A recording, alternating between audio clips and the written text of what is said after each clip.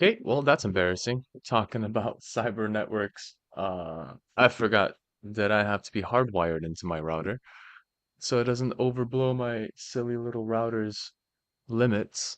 And I had a network issue. But resetting router, connecting wires, I fixed that. That was weird. But not really. It's happened before. I just forgot to plug myself in from my streaming machine. Anyway, welcome back if you have you saw my previous one, or welcome if you haven't. Yeah, a little bit of a hiccup there. I guess when I'm streaming it's a lot of data and I have like multiple computers connected to the same router. And my router is a little puny guy, I guess, and well, decided to go on and have a nap.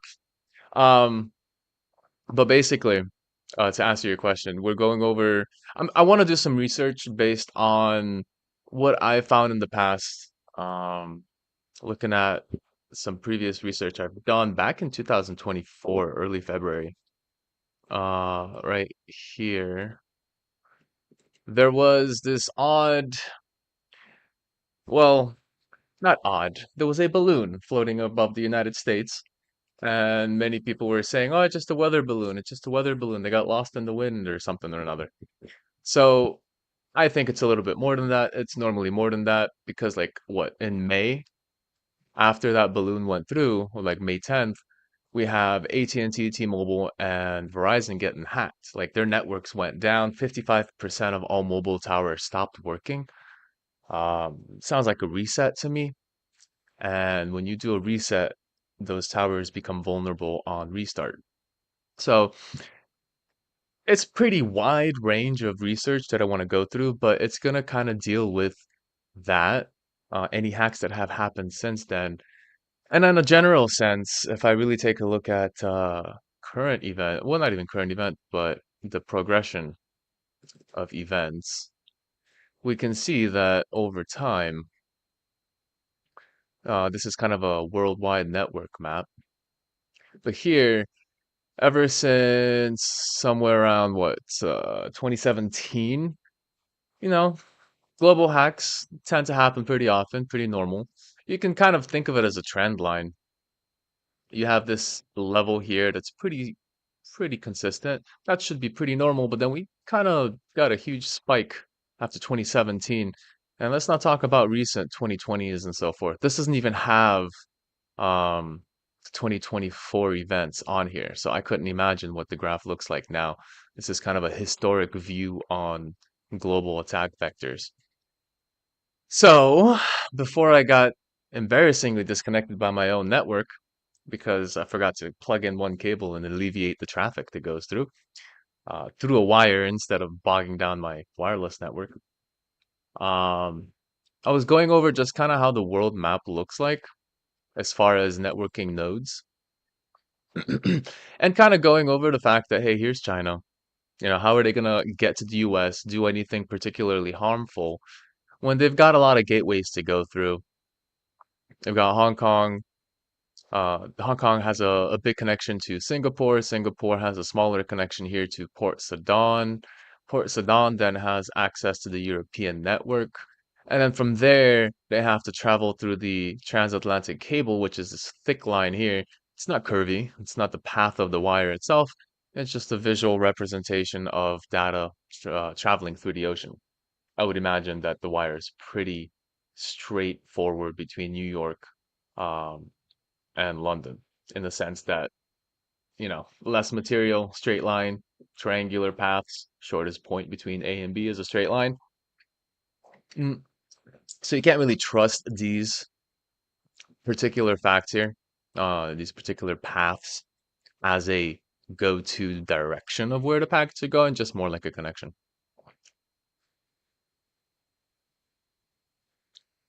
Yeah, I do agree. The contents within, that's the thing too. You're kind of like in between two factors here. If they admit that there was any malicious content within the balloon, and again, all right, like the balloon has to communicate somehow with back home. If it's a Chinese balloon and it's connected, then you're gonna have some sort of mobile network card or satellite connected system. So admitting, right, map projection in this case. So admitting that, hey, we had this balloon floating for a week and we didn't do anything about it. Oh, by the way, we noticed that there were some connections in it that potentially had some harmful incentive would kind of give out a weak spot. Then you're going to have more and more of these physical balloons going through. So admitting that they would be a fault with this weather balloon would kind of be almost admitting defeat. The US doesn't like to admit defeat. So kind of keeping it on the down low, considering all the things that happened within that time period. Again, month after month, I was like on it for at least 2 or 3 months watching. The balloon came through. Everyone's like, oh, it's just a weather balloon. And then like a month, February, ugh, I wish I can get all of it. Yeah, I mean, you don't have to necessarily shoot them down. You can block them with specific frequencies that can basically block all communication. But the question is why? Why is there a Chinese weather balloon floating around the United States? And not only that, I believe the paths that it took was over military bases. Let me see if I can find that detail. But, you know, there is a case for, all right, it could be just a weather balloon. It's just probably getting a sample data from the other side of the hemisphere.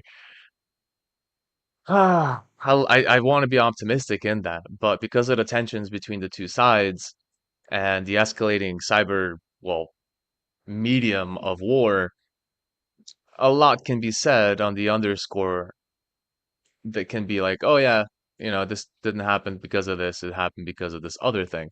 A lot of scapegoats can be done, and it's really hard to trace because on a network, you can hide your tracks, you can delete data locally on the balloon if you needed to. So, especially if you don't even have any saved data on the balloon, it just passes traffic. There's nothing they can recover from it. They'll basically just recover, oh, it had a mobile card or a satellite connection, and that's all they can tell you. They can probably tell you the manufacturers and say, oh, it was from China, but they can't really say, oh, this is what it did, unless it's stored somewhere on the device itself, which I'm pretty sure it wouldn't be if it's just a kind of like a router bypass layer where it just passes information from one point to another.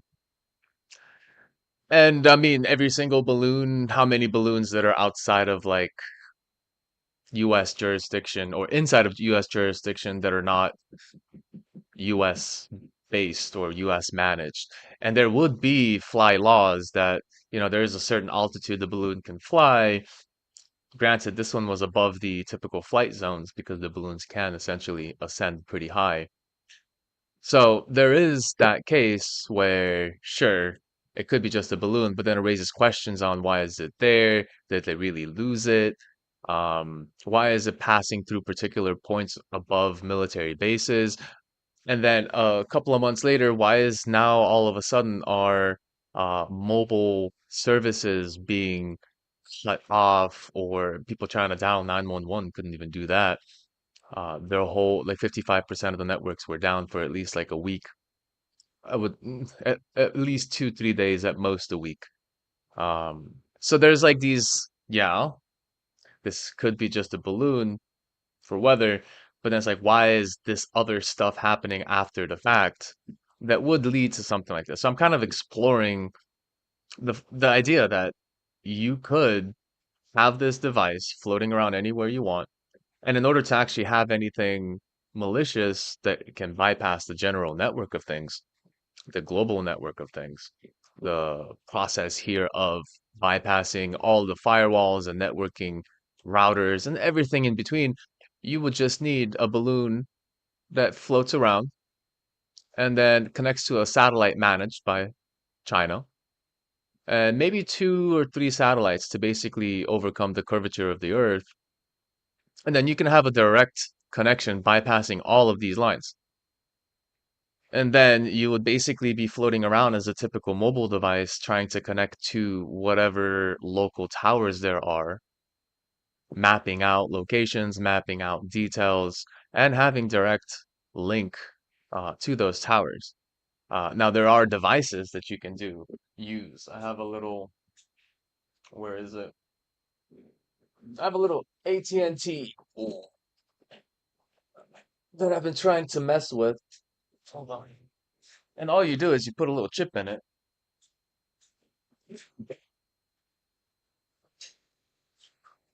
It's picked with SIM card. But you can use a little device like this, modify some of the programming, and then listen to the neighboring traffic, like of mobile networks. So it's not that hard with a local physical device. Yeah. AT&T, I bought this off of eBay for like 100 and something bucks. But they don't make them like this anymore. And with simple little device and connection, you can bypass a lot of firewalls through a shortcut, a backdoor, if you will. But you need a physical device in the area to basically be able to achieve that. So I'm exploring that idea. Is it true or not? Based on military and based on general observations, analysis? No, it's not true. But how many times have we been told things are not true only to find out that later, oh, by the way, there were some issues. And on the level of, well,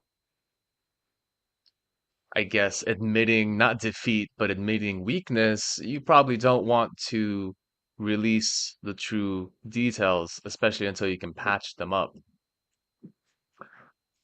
So that's my observation there. I wanted to go through some of the general things that happen online.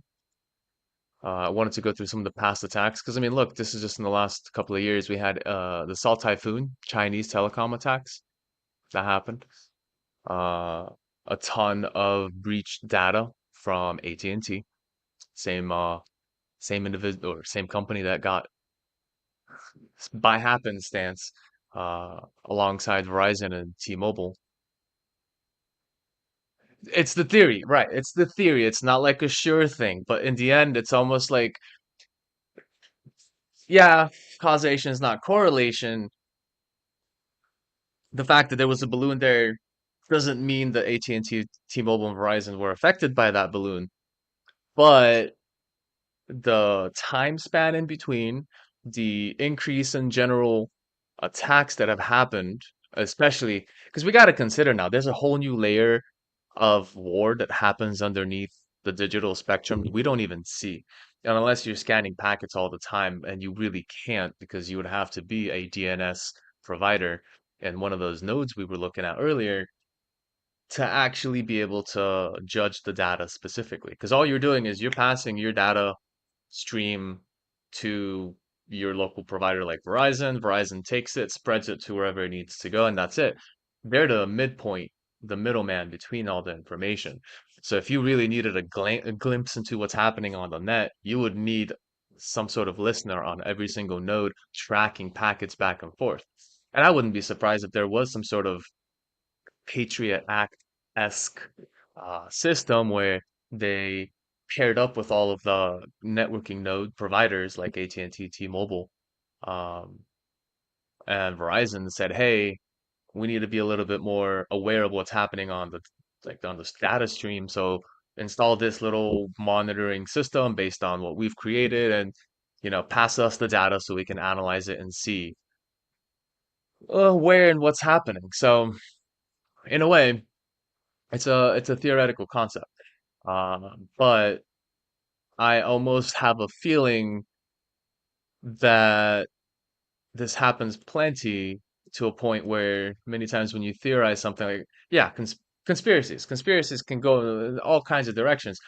So I don't believe conspiracies, but I always take like maybe 20 or 30% of them and say maybe there was something here. It's just the 70% that's super exaggerated. Um, so maybe there's some truth in the matter. Like for instance, the whole 9/11 thing. Um, no, Bush did not plan that, but the underlying conspiracy information was that, yeah, he was actually aware of that. So there was information showing there was going to be something happening, but there was lack of action that happened to prevent it at that time.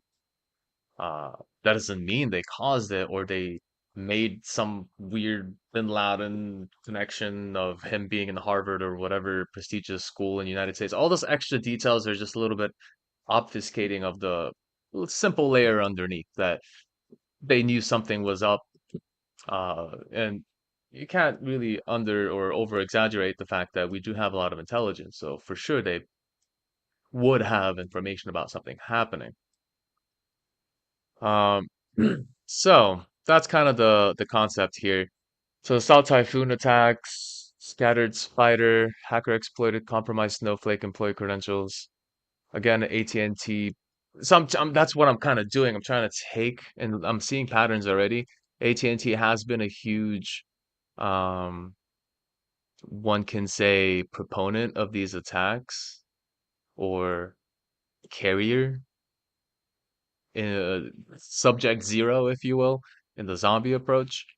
Um, and a lot of mobile issues have happened lately, mobile carrier stuff, versus before like 2015, you have like Zynga, that's not a big deal. It's the company got hacked. And those are mobile games that people play. I think like Farmville or something was a part of that. Um, Solar Winds was a huge one. This one was interesting. This one was basically where hackers got into the company itself, patched an update with a backdoor, and then that patch was updated to countless of other companies that basically use their security software. SolarWinds provides a security software, and they basically created a backdoor in that, well, not created, but somehow got into SolarWinds' systems, patched that update to have a backdoor specifically. I mean, you can basically change any line of code and make it exploitable if you have access to the source code, or even just an executable that you're going to distribute to all other people. And then when you distribute it to the major companies of the world, you're going to have this sort of weird backdoor that exists everywhere in high levels of use, corporations and such. So no one does this. If you're a hacker, I guess the main case is if you're an individual hacker, not a group, not a huge amount. You're an individual hacker, you're probably just like any criminal, they're trying to survive in some way or another. So you're not gonna like expose yourself to a mass. You'll probably have a couple of victims, get as much as you can just to keep surviving. But when it comes to like, hey, a whole corporate system was affected, this becomes more of a war level thing. There's something much bigger, and the escalation that keeps going from just the SolarWinds backdoor update to like AT&T Mobile, that's a huge step forward because SolarWinds is just one little piece of software on a computer. AT&T Mobile towers, that's basically the source of traffic. So like you see how it escalates over time. They're just trying to probe for more and more ways to get higher access. And I believe it wasn't too long ago. Was it the FBI, CIA? Let me see. CIA promotes using encrypted apps. It wasn't too recently ago that, hey, they were like, guys, everyone should be using, yeah, smart devices, use a smart device to spy on citizens. Yeah, yeah, yeah, we know this. Backdoors that are basically meant for, CIA. Was it the FBI then? No. There was a case where they were saying, hey, everybody should be using like, anything that's encrypted on the user end side. No like VPNs they have to pass through foreign servers, which it can scramble your traffic and make it kind of untraceable, but you're not really, if someone hijacks that foreign server, your traffic is visible. Um, Telegram. I think it was Telegram. It was things like that that it made me think, all right, so the CIA and the FBI, they're basically promoting encrypted apps, messengers. Why would they do that? Why would they say, hey, everyone should be somehow say to use encrypted, there it is, as Chinese hackers. There we go. So FBI, okay, so it's not CIA, it's the FBI. And CISA say to use encrypted messengers as Chinese hackers attack networks. This was 2024, December. Why, if you feel like you have a sturdy network, you're encrypting everything on the internals. If you don't have anything hijacked, you shouldn't have to use this sort of extra layer, a user to user encryption, because your trust in user to IP encryption and IP to IP and every traffic in between all the nodes, the trust should be there that, all right, they're encrypting it, they're working well. But now when you have this quote unquote potential insurgency after the weather balloon, you kind of have no more encryption in between. Either the encryption is hijacked, the public to private keys are known, and then you have to kind of refresh every single thing on every single device, which we know updates can take forever. Well, not everyone gets to have those updates. And even then, if they already have access, they can put a backdoor in every single corner of the system. And if as soon as you make an update with a new private public key, they're just gonna log into their little reverse shell that they put on some accountant's, laptop, and then have direct access to the network and then grab that public private key.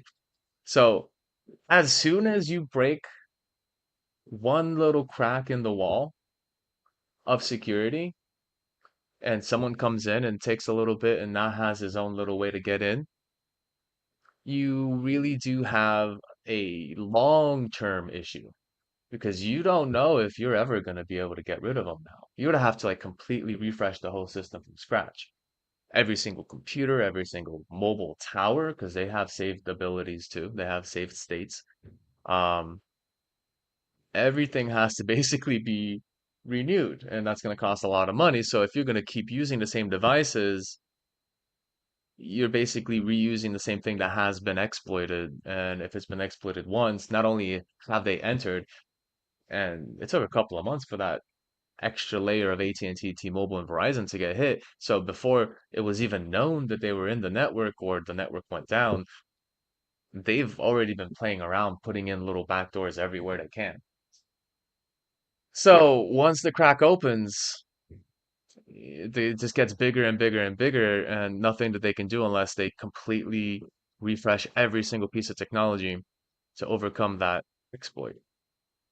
Because they're just going to reintroduce new exploits, and you can't just scan every single device on the network. Uh, I mean, it's not just one network, it's billions of networks. So that's the issue. One little crack, one little mobile weather balloon flies around, gives you direct access to a mobile tower. You overload it with data, shut it down, restart it, and then in the process of restarting, this tower tries to seek connection. You hijack that connection, drop a little exploit inside, and boom, that tower now thinks you're a regular user on the mobile network and accepts all your traffic. Um, but when again, FBI and the CISA say to use encrypted messengers, you kind of start thinking, well, why are they promoting this if our network wasn't secure from the get-go? And why now, out of all the years in the past, is this such a big worry? It's probably because there's already been a backdoor. There's already been something that went through. They've gotten access. They're listening on traffic all over the place. And the only way now you can have a secure network is to have a custom user-to-user encryption, peer-to-peer. Uh, because they would have to hack your phone specifically, grab your public and private or private keys specifically, and then be able to actually decrypt the messenger to messenger interaction.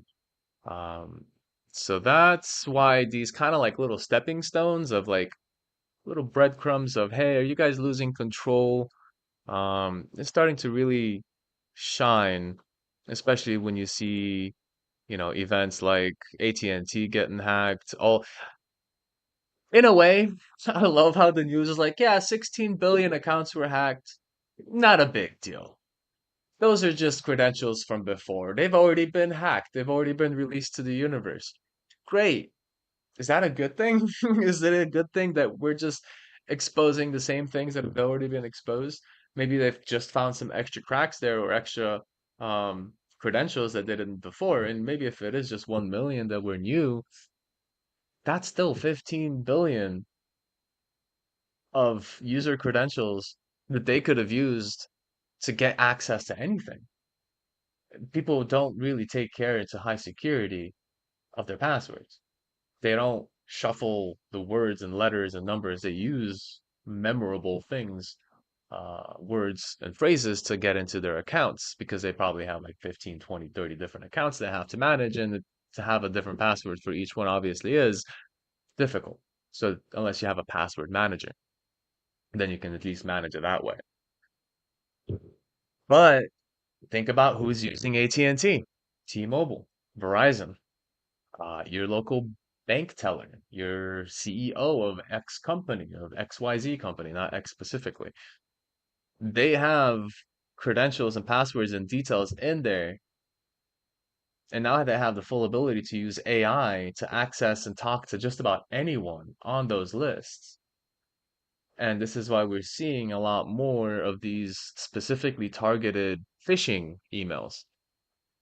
Uh, and that's really the case here is this information is now public unless maybe 50% of users will now change their password, but they can't change their location of living, the residency. They can't change their date of birth. They can't change their social security number, which you can, but it takes a while, and not everyone's going to do that. Maybe 5% of people, if less. So you still got like a very good set of data that's exposed to the internet, and it can be reused now to target further insurgency.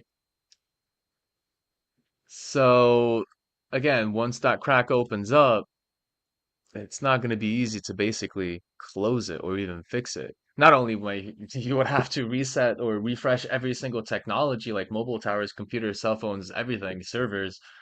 Now you probably have to refresh everyone's social security numbers. And you know what? The social security numbers, there's always a pattern, right? Now you got to refresh everyone's number, the 323, and the name that it's associated to. And then might as well just go to a whole new source security system number with like hexadecimal or something, so you have more variety of uh valuation, because I think we're running out of source security numbers and all that jazz. Anyway, I digress. Oh, LinkedIn data scraping. This is a big one. I'm seeing a lot of like fake jobs on LinkedIn lately. Uh, I think I may have registered or filled out a form for one, so that's kind of a like I don't want to think that I did fill an employment application for a potential fake, but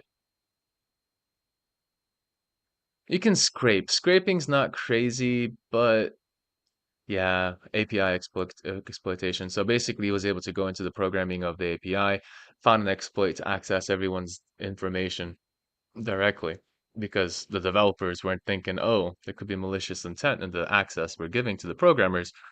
Well, somebody figured out that they can traverse every single user's data that normally is not displayed in public, by the way, through the programming API library.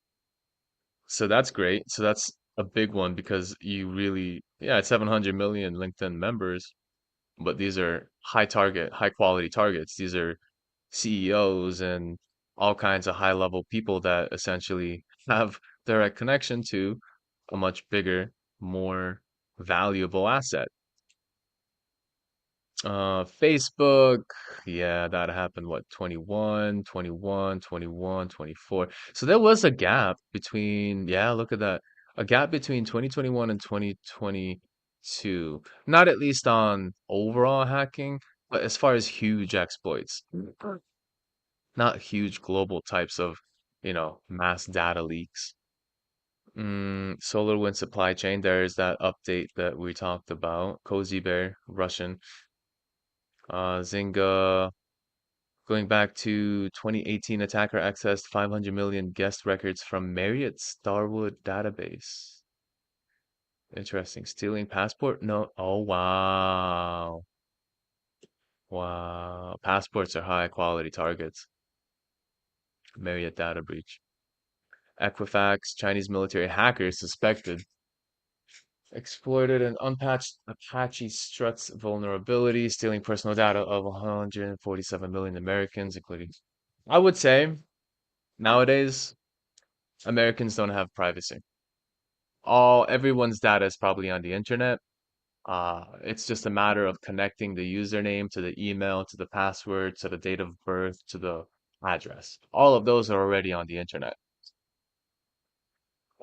Um, the level of quality of a data set now is making sure that there is a connection between each of those user data. Because you may have like one website, oh, you got a bunch of emails. Another website, oh, you happen to have some addresses. Cool. Third website, oh, you got some numbers.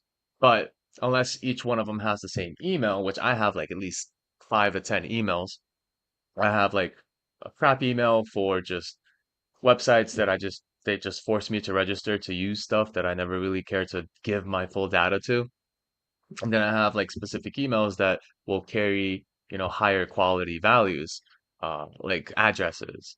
Um, Lo and behold, cards, which I shouldn't be really saving them online anyway, but it beats having to risk having a keylogger or something or some data being sniffed on my network when I'm typing in my values. So it's a matter of the data that's online now to be connected to the right set of identities. From the number from one data breach, the phone number to the email to another data breach and the address. If there's an AI nowadays, they can basically patch those together and figure it out through use of Google and all these other social media variations. You could basically connect people's private identity through the already existing exploited data sets.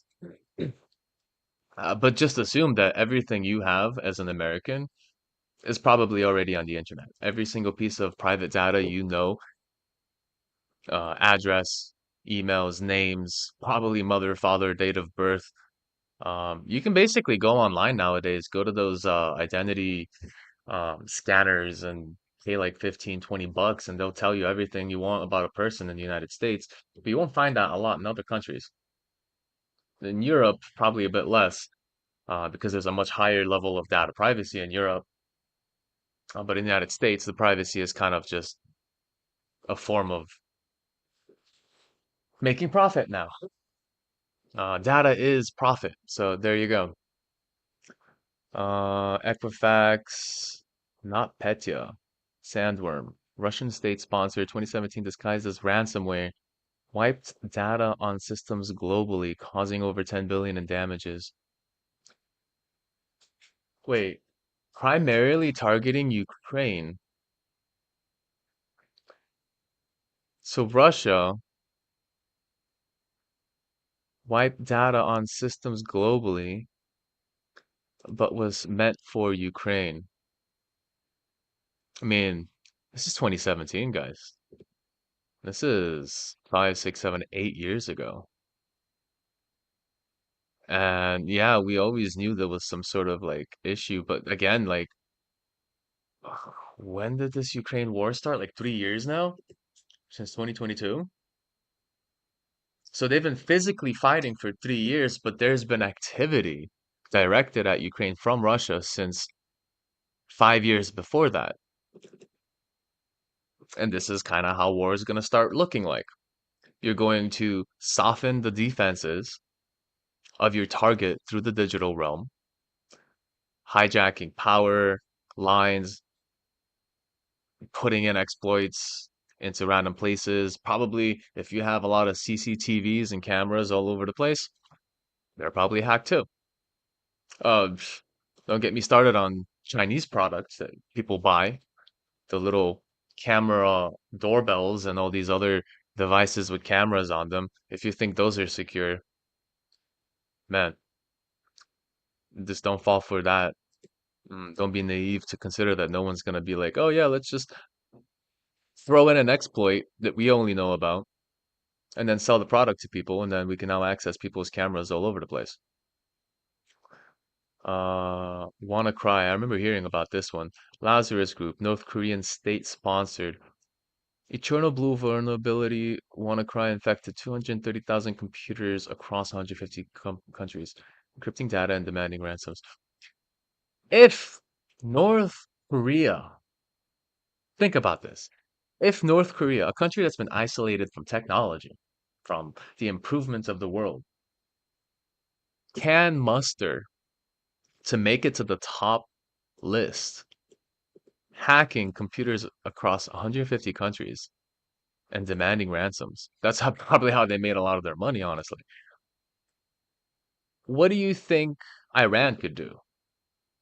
What do you think any other country that we look at as a first world country, like, oh, they're underdeveloped, they're not a threat to us. Maybe not in the physical realm, but it's really cheap to copy and paste the file. You just need a hard drive. You don't need to make rockets and all of these weapons to fight a physical war if you can overwhelm them on the local industrial infrastructure level. And it's much cheaper to get an army of hackers than it is to get an army of weapons and tanks and missiles and stuff. Mirai botnet. Yeah, this is the big thing happening lately is a lot of botnets. Not that I have seen, but this is what I guess I haven't seen it today or in the last few months, but this is what I was looking at when it came to that Twitter.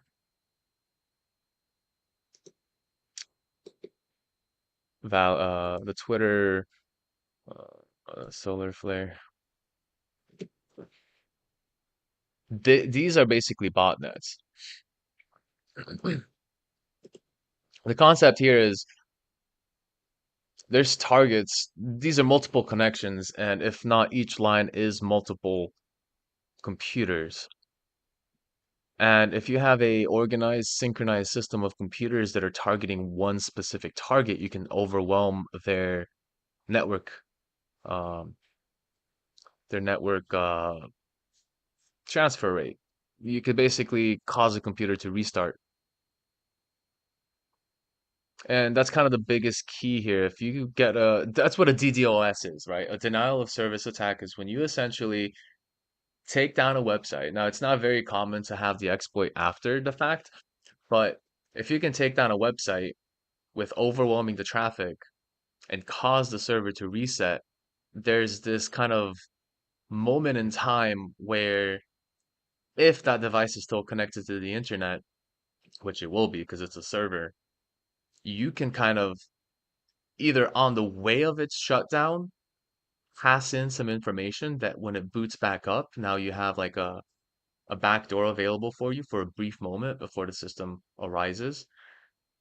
And especially if you have like boot through network enabled and all these kind of services where before your operating system takes hold, your BIOS is the one starting up your computer, but you enable this networking feature, even on a regular laptop or computer, because you can have boot by network on most devices.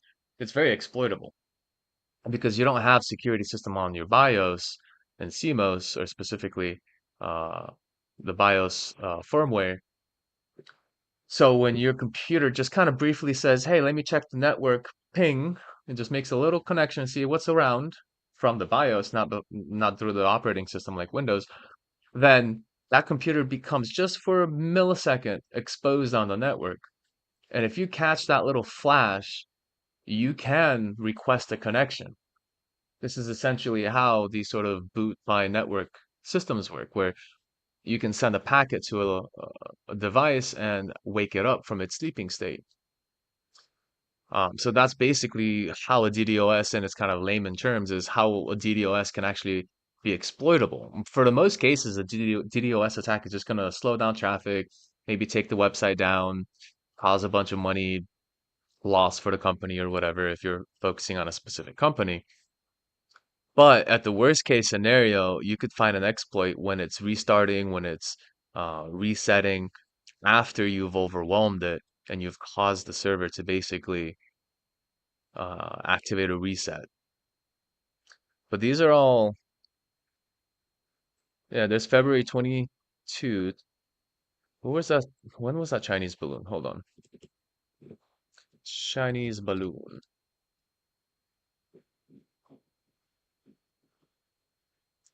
So ever since the Chinese balloon have been flying around or has been flying around, the US cyber war has been brewing. So yeah, I used to keep track of that map. And again, I try to make as much of a breadcrumb available.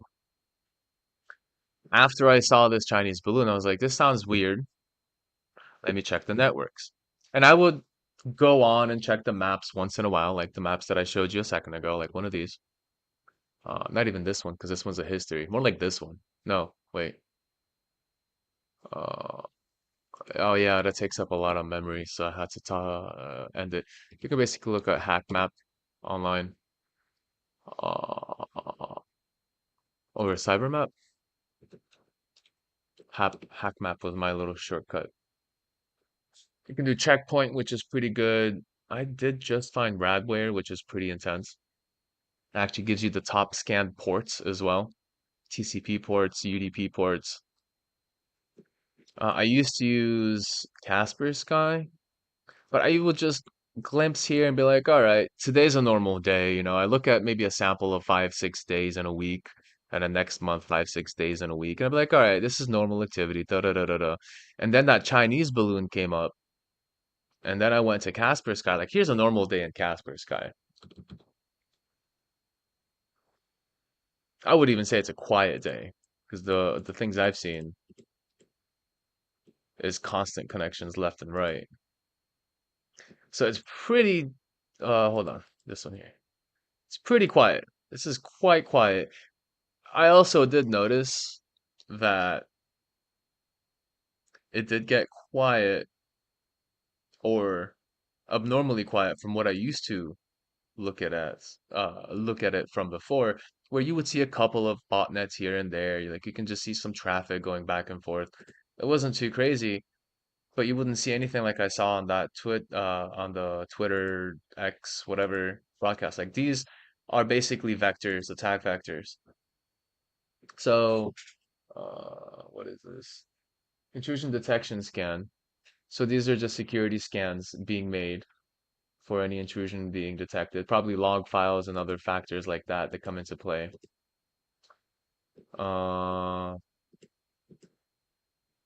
this is the web antivirus. So these are actual antiviruses that are scanning back and forth different file systems.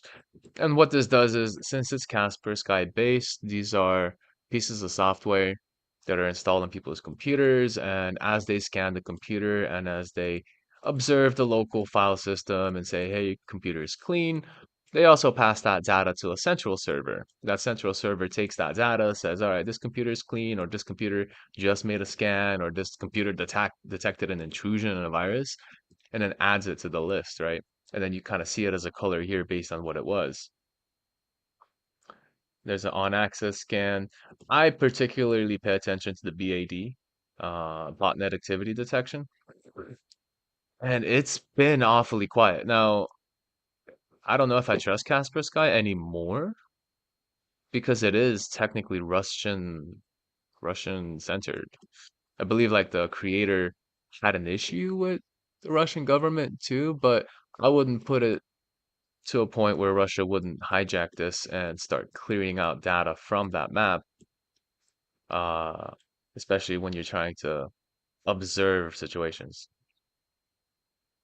Oh, let's see data sources. Oh, let's see statistics.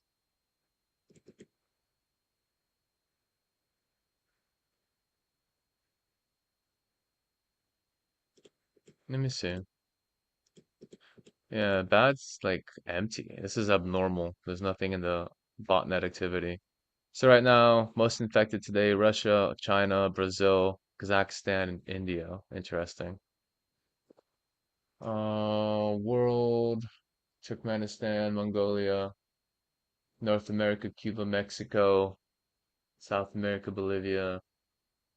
These are on-access scans, but what about botnet activity? So zero across. See, that's weird.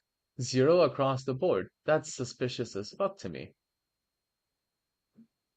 It's almost like they turned this off because they don't want prying eyes to see what's happening on the net.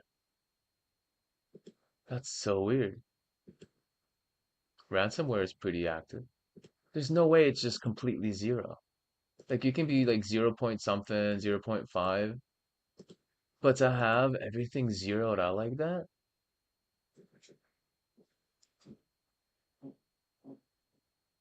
I don't believe it. What's going on, Redhead Vixen? Welcome, welcome. Or R head, R Ed head. Welcome in. That this just does not make sense to me. Why, how, I mean, you can take a look again, dude. Okay, so let me just kind of backtrack. So yeah, ever since Chinese balloon, from breaking news, entertainment to sports, what was this about? Let me kind of backtrack my own findings here. No, what happened? Smart news, right? Uh-huh. Okay, let's check on smart news. Oh, hello. That's a gone set. Can we avoid a world war now? We're smarter than species than these still. There it is. Been tracking since February 2024, around the time of the Chinese balloon, the right before the Baltimore ship. True. You know, the Baltimore ship also happened a little bit later. Uh, January. Well, that was way later. That was 2025. This was me recircling back. What's this report about on Smart News? Chinese hackers run amok in the US telecom network for 18 months. Got info on over 1 million people report. This. This is news. This is things that happen around us. Um, China-linked hackers reportedly managed to sneak in with a. How did they sneak in, guys? We've got firewall upon firewall on a highly upkept network of nodes. How did they sneak in? Wouldn't we be able to detect them? Maybe when they try to connect. Maybe somewhere around, I don't know, Singapore? Sure, maybe not. Maybe Singapore is more on their jurisdiction. They probably have backdoors in Singapore, who knows? But maybe when they went to uh uh Jeddah? So oh no, Port Sudan. They connected from Singapore to Port Sudan. We'd know, maybe, right? Maybe not, maybe not. Depends on how much jurisdiction we have there. But then they go through Europe. I think we're pretty capable of detecting malicious activity in Europe if they themselves are not able to. And might as well damn say that as soon as they pass over that transatlantic cable, we're gonna know that they're trying to connect to us, and we can stop it before it happens. So how, in anyone's right mind, were the Chinese hackers ran amok, sneak into US telecommunications? That's what we're talking about here. AT&T, T-Mobile, Verizon. How did they sneak in? How do you sneak into a telecommunication system? You have a balloon that's let's run this through on a visual basis, right? I got a nice little map over here we can work with. Ready? My handy dandy little tablet over here. So you got China right over here. You got a little network node for China. Cool. Well, sure, they can pass through here and then go over here, or was it over here? And then go over here somewhere and then go to London. There's at least, I don't know how many nodes I'm going to be estimating here. And then boom to where's New York? Somewhere, sure, right? They won't get detected here, sure. They probably won't get detected here, sure. They're probably gonna get detected here, sure. They're definitely gonna have something if you happen in here because this is the main gateway between Europe and US. If you don't have security between the main cable on both sides, you're fucking up security. And then boom, you're in, and then they ran amok on the mobile networks, which are all over the system. So that would be their strategy. How do they sneak in when there's so many nodes of access? Well, you go outside of the typical access point structure. You create a little balloon. Maybe, okay, let's do the balloon thing, right? So I wish I had a 3D Earth. Hold on. Let me grab a 3D Earth real quick.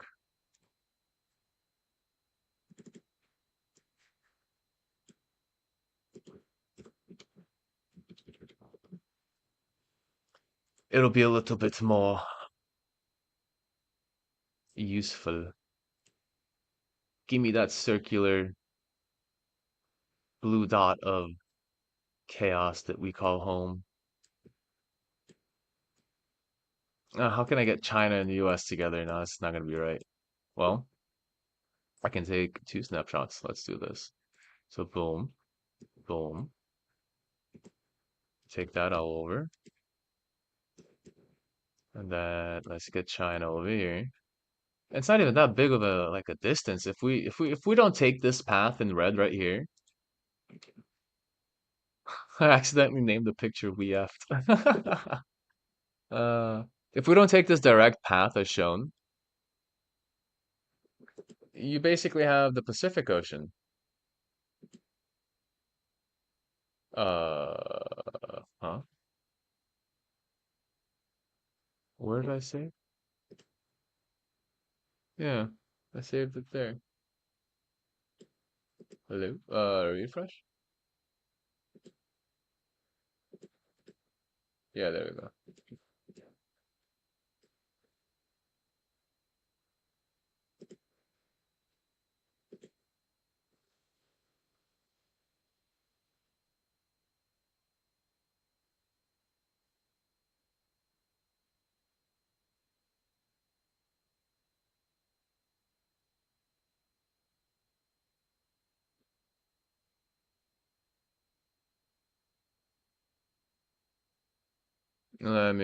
This is gonna be a bit of an annoyance here. Give me a second.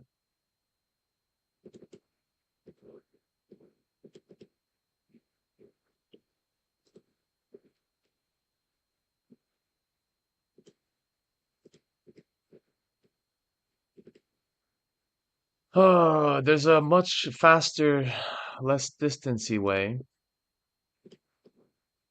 to pass through.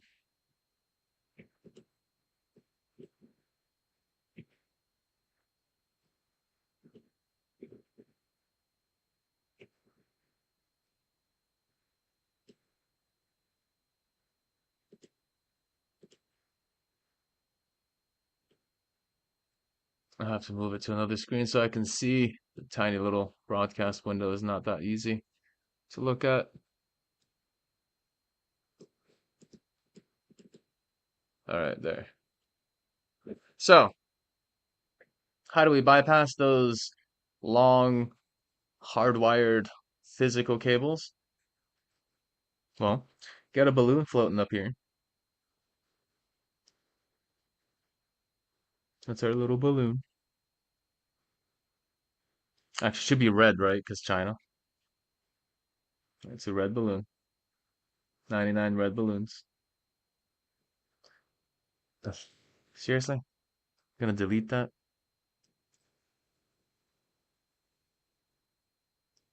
So you got a balloon over here. That's sending signals. It can't really do anything around the curvature of the Earth. But why not have a satellite over here taking in the signal? You may need one or two satellites, and that satellite's passing it over the other side, probably catching another satellite here. Looks like looks like those uh Star Wars ships, but the Star Wars, yeah, you get the idea. And then passes it over the curvature back to China to some point here. Then you get two nodes. That's it. You have two nodes to go through. You're not essentially using cables. You're being very sneaky about it unless you're listening to the network, like the wireless frequencies at a constant basis. Like, you wouldn't even notice this happen until you're like realizing, oh crap, they might have used an actual signal instead of hardwired cables. So you would pass all of this. I mean, look at that. Yeah.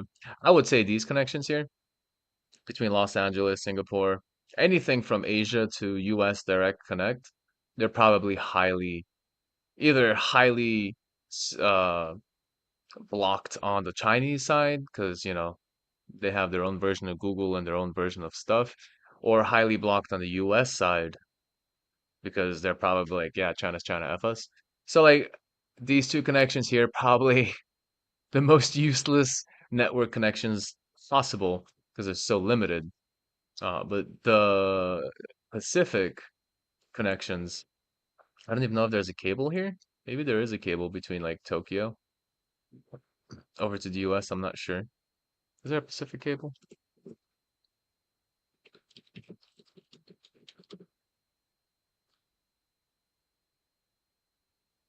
Oh, there kind of is one, but it's to Australia.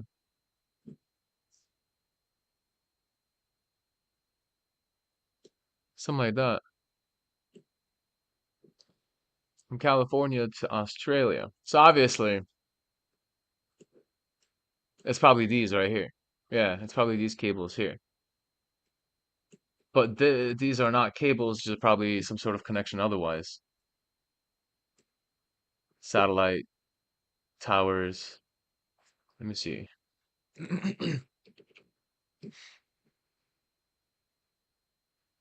Yeah, I don't see any mention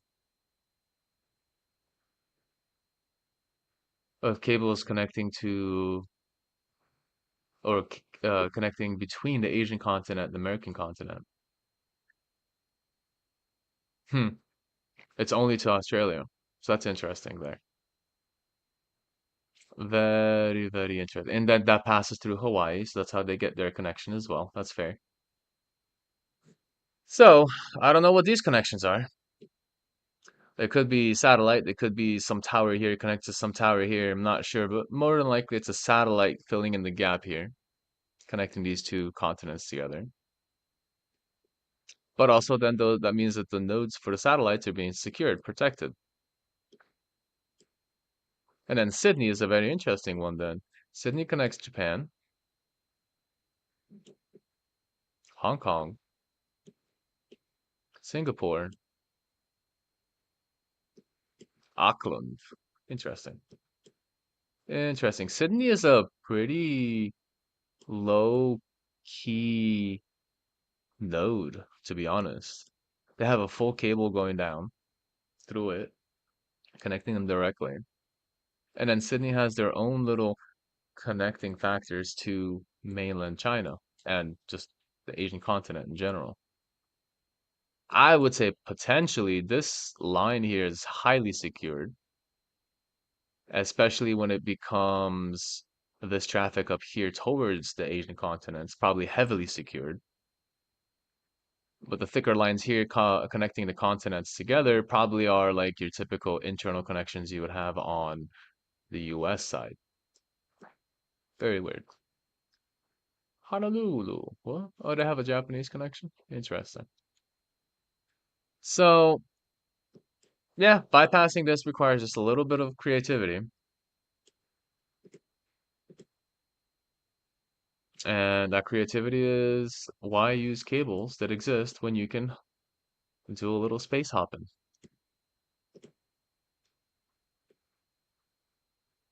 Like so. Why have to go through all those connections in the top case scenario? One, when you can just kind of create your own bridge and sneak in with two.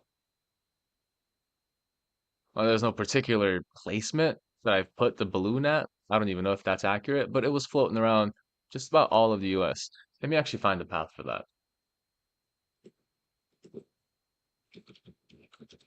That would be the next set of research. Path of Chinese balloon.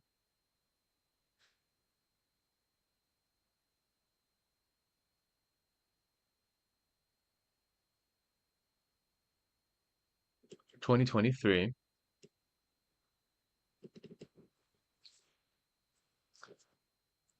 Let's see. Flew across North America airspace, including Alaska, Western Canada, and the contiguous United States. Contiguous just means continuous, the whole land area there. U.S. territorial waters. Shot down the balloon over U.S. territorial waters off the coast of South Carolina. So it went from Alaska to South Carolina. That's true. I can ask Rock. That's a good point. It basically covered the whole span. What is the path that the Chinese balloon incident back in 2023 took across the US? I might have to draw it out on a map.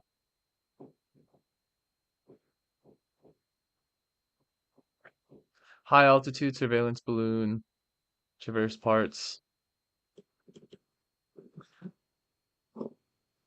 Balloon entered U.S. airspace over the Lithuania Islands, Alaska, and was so it came from the west. So it China just kind of like said, forget the long way around. Basically, it's the path that I was kind of showing on the image here. They said, forget the long way around. Let's just have it fly up here, and probably much safer to connect the small little gap of water here this way, and then it came this way. Let me change the color. It's not even that much better. Like so. So basically did that, carried the signal over, crossed Canadian airspace over Yukon and Northwest Territories. Northwest, right. Their goal. I mean, look at the path too. Every day it just kept going towards a certain target. It didn't just drift by accident. It didn't just lose control. It almost like Northwest Territories and then just went down. It just followed the landmass over space over Idaho.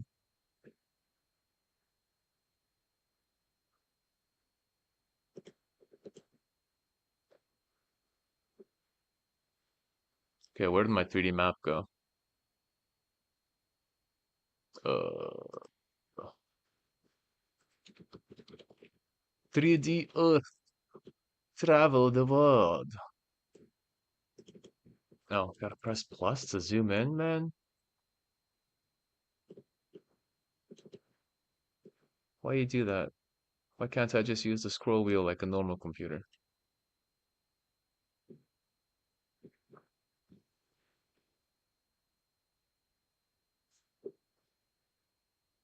So, all right.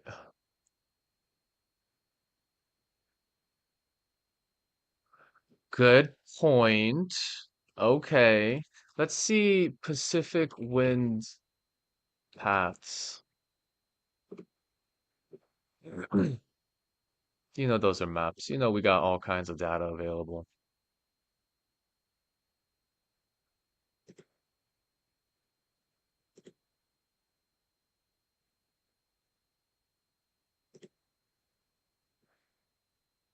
More like the ocean side here.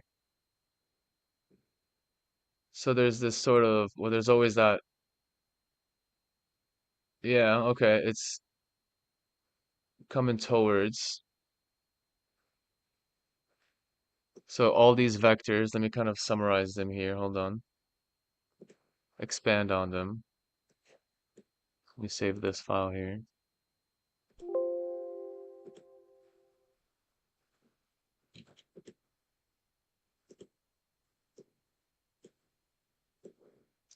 So, okay, if you observe that then, you've got two vectors that'll meet eventually from the ocean space, creating a third vector motion, or at least not that far.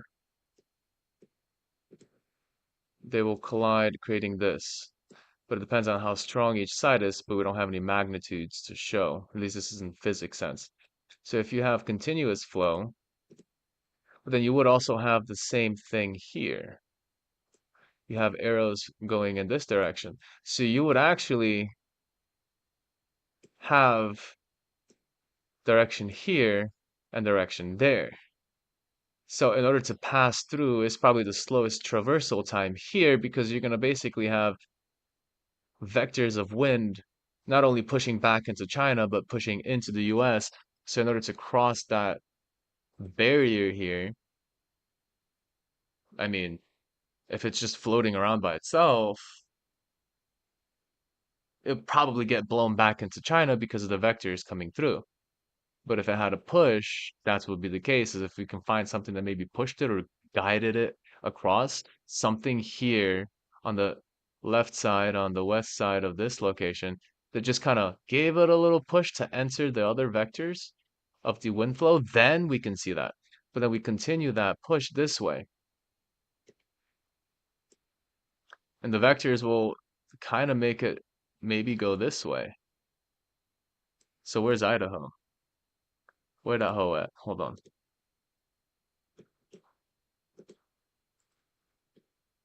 Seattle, Montana, Iowa, Ohio. But Idaho is like over. Oh, I'm losing my mouse in this tiny place. Idaho is over here. So this is where it began.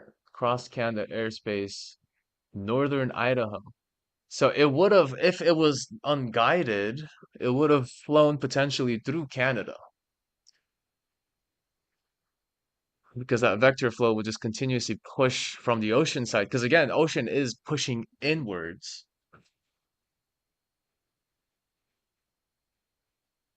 So you would have it, you would naturally have it up here, or at least within this region in Canada. But it's literally scraping from the very western side of the coast, and then where does it go? Montana, next door, right above Idaho, so nothing crazy there. Spotted over Billings, Montana, near Air Force Base. Hello. That's nice, ain't it? That's a pretty good coincidence. A site with intercontinental ballistic missile installations raising surveillance concerns. The balloon continued moving eastward across the central United States, with reports confirming it was over the center of continental US by February 3rd. So in 3 days, it started from west, went over a missile installation, then got to the center, reached the East Coast on the 4th, 4 days in. So basically, yeah, February 1, no, 31st January is when it actually would be considered re-entered the US. The balloon re-entered. I guess re-entered because Alaska is technically part of US. So considering that factor, you basically have that, oh, we went from Alaska to the US and re-entered US territory, even though there's like a huge gap in between. So, I mean, it traveled from here, it crossed over, obviously, from here, got into Alaska, went down straight here instead of potentially following. Let me find some better wind patterns because I can't see that this would be landmass. I know I'm using the ocean currents or wait, hold on. Am I using currents or air? Okay, hold on, that's fair. Landmass, wind. But no, I'm pretty sure I'm using the ocean winds versus pressure centers, simplify wind pattern. I'm using wind patterns. These are just ocean-centered wind patterns because wind comes from flat locations. There's less friction on. Why is it doing that? Why are you doing that? Weird. Wind comes from low frictional areas, and then as soon as it hits land, it slows down but still maintains its momentum. These are just physics vectors. So they will be extremely high or fast within these areas, and because there's like low friction on the flat surface of the ocean, but they still maintain the movement. That's why you can get air pressure between the differences between land air or land motion of air versus maybe a huge storm that's coming in interrupting the normal pressures on land. So I'm just kind of using the wind from the ocean surface and the general directions they move. And that's why I created the other vectors. Because when physics 2 vectors interact, they create a summary. Like if you have a vector going this way and a vector going this way, as long as their magnitudes are equal, you're gonna have a equal push this way or something of that like perpendicular nature. nature. Mountains do account, yeah. But I mean, this thing's flying way above any mountain space, so I wouldn't call that any interrupted. I wouldn't call the mountains too interruptive. Maybe it'll because a mountain's basically like a ramp, right? So if you take a look at a mountain, it's basically a wind ramp. Got a mountain over here. You got yourself your blue. Got your ocean here with no friction, and the wind's coming this way. So the mountain, some vectors for sure, some vectors will go into the mountain, disperse in different directions, one this way, one that way. But when you have a consistent force happening, it's kind of gonna have this sort of upwards, maybe 70, 60% of the force is gonna kind of ramp up into the air. So that's a good way to kind of get a boost upwards if you wanted it. Um, and really depends on altitude. That's the only thing I'm missing out on here is the altitude, because these maps could be low, but we are dealing with pretty high altitude values, so there could be a lot less magnitude up there. As far, I'd have to really be specific. Okay, well, that's a little bit of physics I have to go into on detail. Thinking about altitude, the percentage magnitude between different layers of Earth's atmosphere, that's something else I have to go into. But I mean, so far, it's basically traveling right across. Um, it's Alaska, then moving its way down to Idaho. It's not making any sort of, well, going this way by accident or going through Canada at all. It just kind of took the closest path down to Idaho from Alaska, which is right here.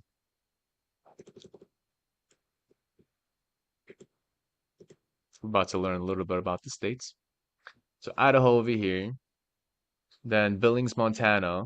So it re-entered. Well, okay, how do you re-enter into Idaho? It must have went through Washington. They didn't mention that. You can't just appear in Idaho. You either have to go into Montana or, well, I guess you can. Because Idaho has this really weird patch over here that's like a little entry point between. Why aren't these defined as nicely as I want them to? There we go. No, it doesn't. It doesn't. I thought I had it. No, it does. Yeah, right here. So you have a little entry space, so it kind of like snuck into Idaho, I guess, and then went east into Montana. Melst Malmstrom Air Force Base. Continued eastward across the United States. Reports confirm was over the center of the continent by February 3rd. So where's the center? Somewhere around here. So if it was floating this way, it could be somewhere in North South Dakota, but that's not interesting for them. No one thinks South and North Dakota are interesting. They're just regular folk chilling on the farm. I don't know if there's any military bases there, but if I had anywhere to live in the US, it's probably going to be North or South Dakota. Super introvert.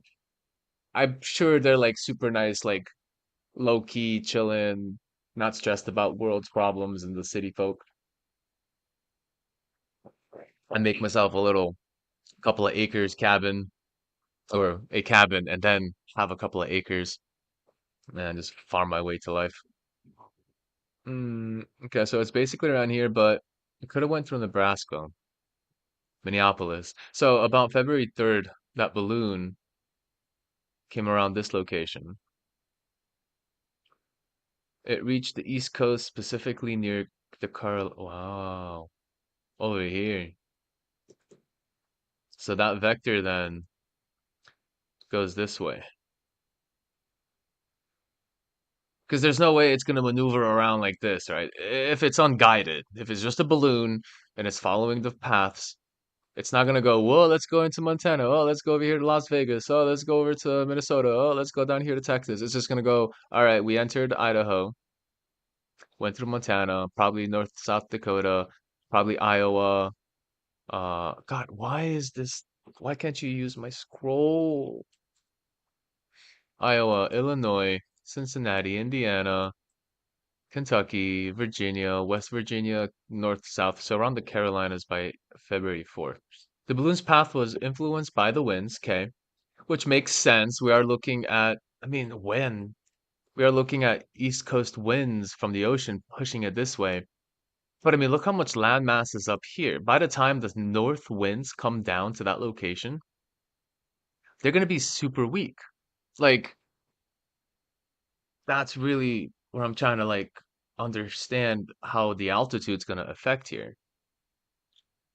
Because land is friction. Land stops the motion of the wind. No, not GIMP. Hold on. Land stops the motion of the wind. Let me get a better map here because we got a better idea of what the wind looks like now. So, sure, balloon coming this way, but look the curve it has to make to go from Alaska to Idaho versus the vectors that would exist. You have a vector here, and you have a bunch of vectors here of wind. Look how much land, how much friction there is here. And yeah, let's talk mountains then. Not much mountains here, but there are definitely mountains up here. Like this is a mountain here, and this is a mountain here. So there's barely any wiggle room for that air to go flow through. I guess altitude is a different story now, whether those mountains even affect the wind up there based on the level it was at. I forgot what height it was at, but I'll figure that one out later. So let's imagine we're in that location where the wind gets smaller. The arrows get smaller vectors because there's more and more land that it gets pushing. But here, you've barely got any land on the southeast side or southwest side. So your arrows are still strong. They're still pushing that way. So I would assume the path wouldn't be like that. I'd assume the path would be something like that.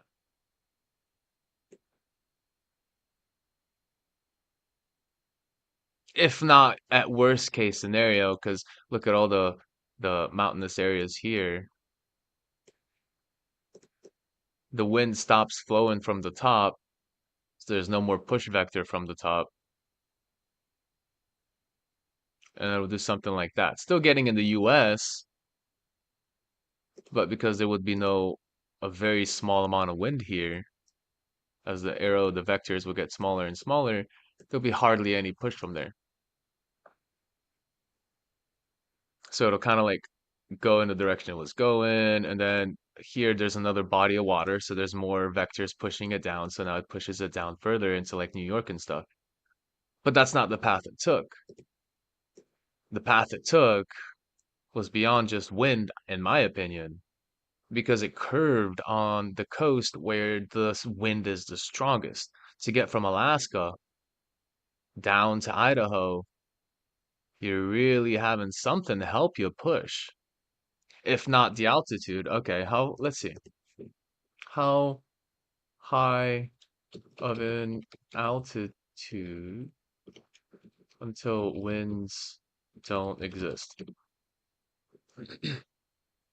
Narrow bands of exceeding high-speed winds are known to exist in the higher levels of the atmosphere, ranging from 20 to 40,000 feet or more. All right. What was the altitude of the balloon? 60 to 65,000. As you go higher, less winds are involved too. Okay. So maybe the vectors on lower altitudes, like the big arrows, wouldn't be effective, but the in the mountains probably wouldn't make much of a difference at that level.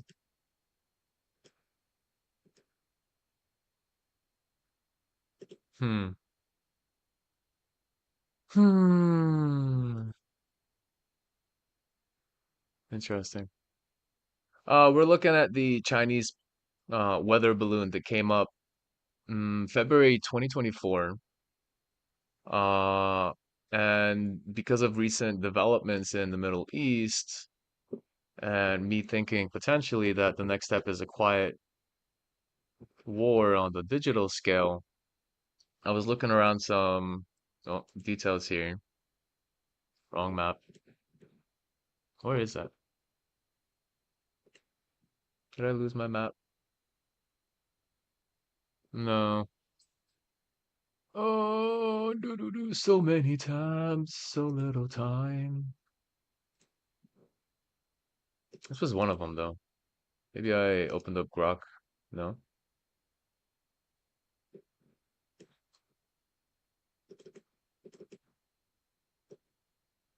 Let me organize these stupid. Why are you? Just drag the window. Can't see this top part. Okay, there we go. Kind of this, but not this really.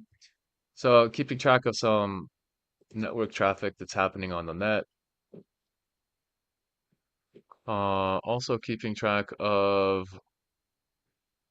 where the heck did our history go? I had a whole browser open up with the history of the latest, not latest, but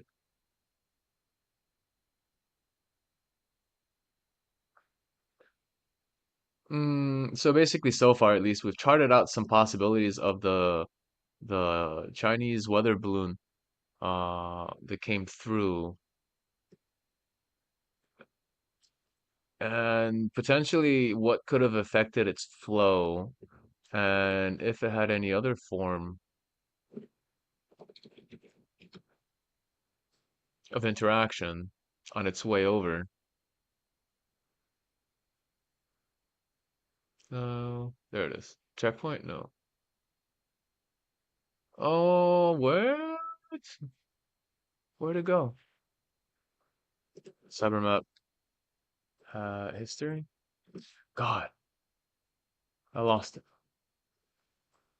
I had like three of them open, and now they're lost in the tabs or somewhere in the backspace. 3D interactive, Chinese, no, no, no. Da da da da da. Give me a second. I'm trying to organize my tabs. I've got a lot of tabs. And this is what happens when I go into research, not only tabs, but it's not checkpoint.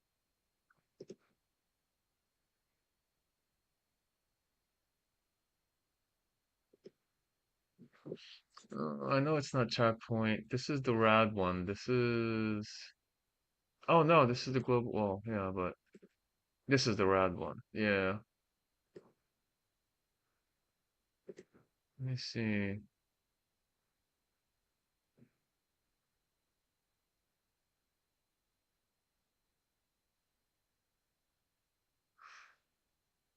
Oh, ratata, I don't want to go back to that.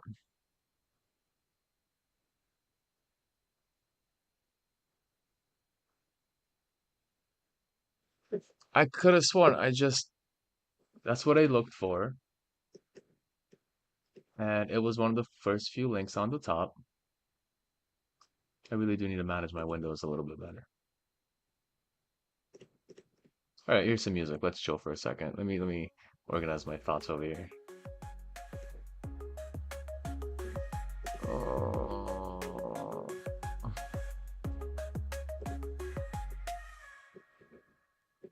well, that's the end of that one. Next one coming up.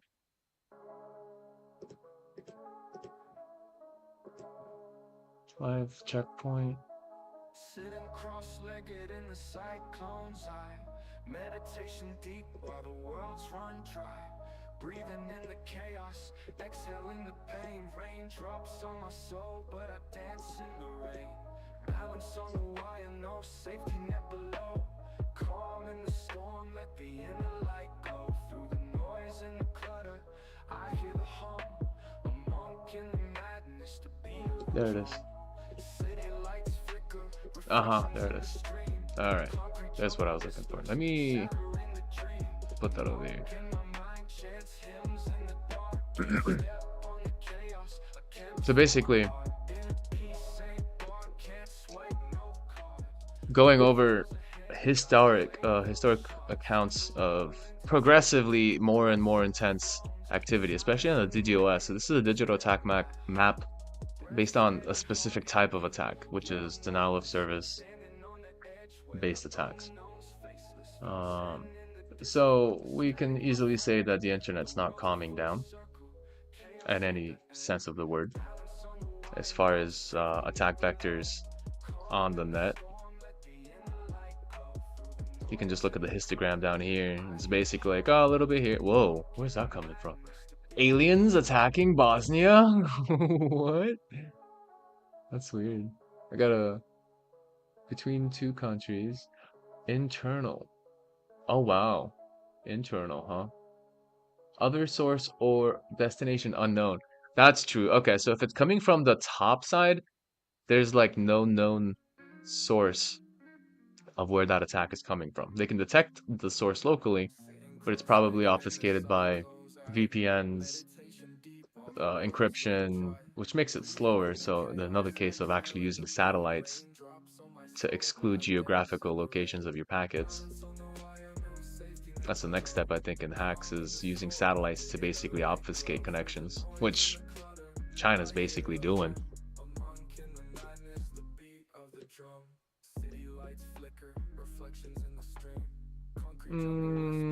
Okay, back to that.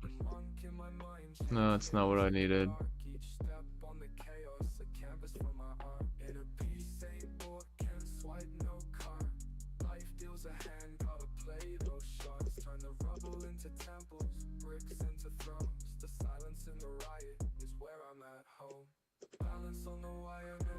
This map on the right is just the general nodes and connections on the net, how our internet is all linked together.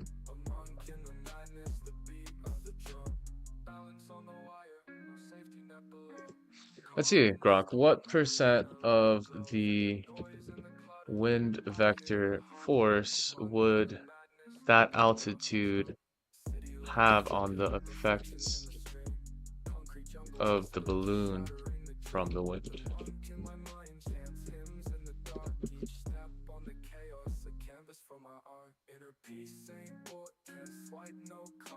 Drift in the wind, lack propulsion, stratospheric winds at 60 to 65,000 feet. The balloon was in the lower atmosphere where wind speeds can range from 50 to 150. That's still sufficient. Buoyancy, other forces, keeps the balloon afloat but doesn't significantly affect the horizontal motion. Fine. Dragon balloon design. Okay, the shape of the balloon can influence surface area influence. Well then, geometrically, if you know you need to make a curve, I wonder what the shape of or potentially some of the geometrical features of that balloon was. Because if it's if the balloon has to be perfectly circular, that's for a fact. Air is there.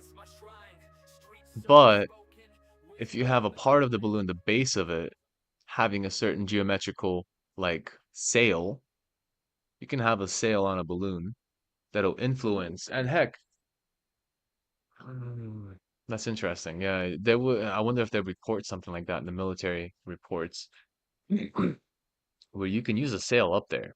As long as there's wind, you can basically put a sail on the balloon. It'll just be underneath the balloon, catching the drift, and then you can direct a moving direction based on where your sail is going. And maybe it just drops the sail at some point. Because once you get to a certain point, you already know the wind in the US is going to take you from west to east. So why have a sail?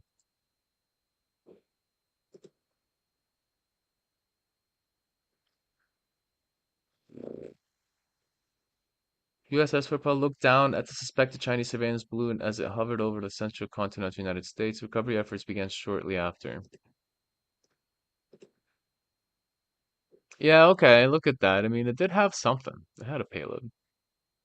The balloon there, circular, and then it had a payload. That's actually intense, though. Look at the Statue of Liberty. Holy crap. It's huge. Yeah, there it is. Mm-hmm. There's your path. Yep, basically what we concluded. Yeah, Idaho, Montana, then over to there. Then that's when I got shot down. Hmm. So it did. What? But the airflow from the vector of the ocean would have pushed it back on land. That's interesting. That's the prediction on this side. Unless they went all the way around Russia. But wouldn't you use... Well, okay, you probably use the ocean because it has higher vector of wind, so it can be a faster movement.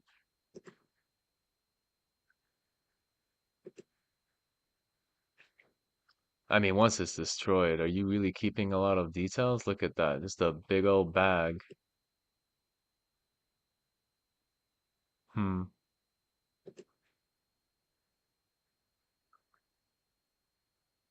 Interesting.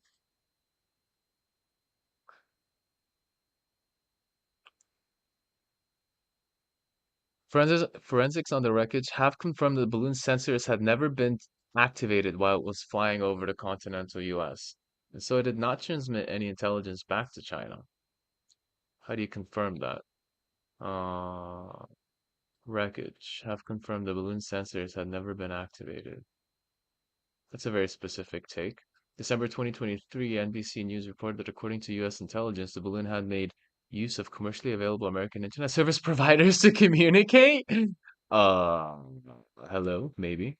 That it was primarily for navigation. Uh-huh. Okay, so we know that it could communicate with providers in the US mobile networks.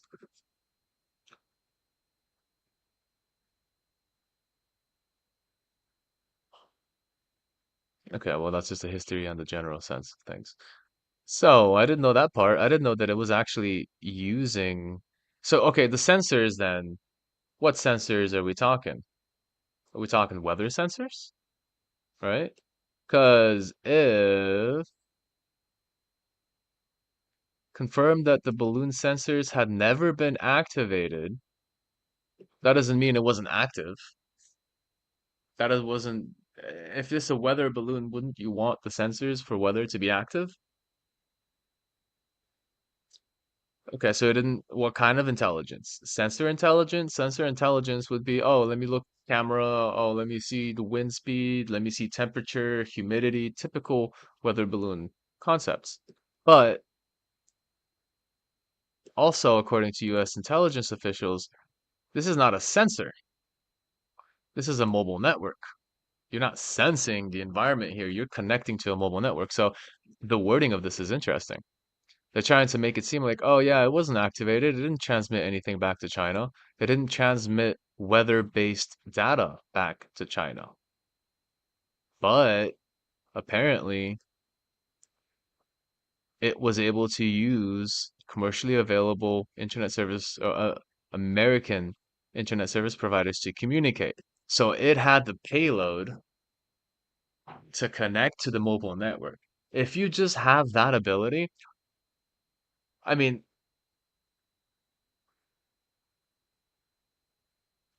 typical. Let's see typical weather balloons. What kind of wireless? Oh, let's do Grok, all right? What kind of technology, sensors, wireless capabilities does a typical weather balloon have on payload? Conditions, radio sound includes suite of sensors, power source, communication system. Below is an into okay, sensors, radio, temperature sensor, yes, humidity sensor, yes, pressure sensor, yes, GPS receiver, fine. Optional sensors, ozone sensor, radiation sensor, and particle. Wireless capabilities. Rely on wireless communication to transmit real-time data to ground stations. The key components, radio transmission, 400 to 406 megahertz meteorological band allowed or allocated. Okay. Transmit data at low pressure 100 to 300 megawatts to conserve battery life. That's fair. Sending packets every 1 to 2 seconds with sensor readings. FM digital modulation.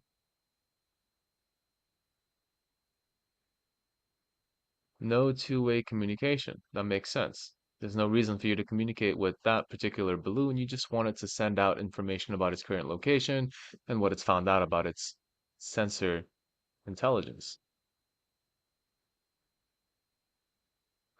Processors, okay, power supply, data logger in some modules, parachute deployment system. Do they use mobile frequencies?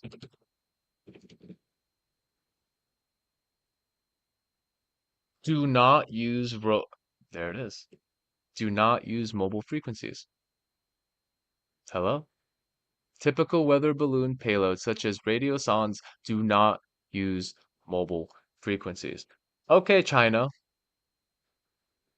So you're not sending any information back from the sensors. No intelligence has been sent back to China, is what the Wikipedia is trying to say. But also at the same breath,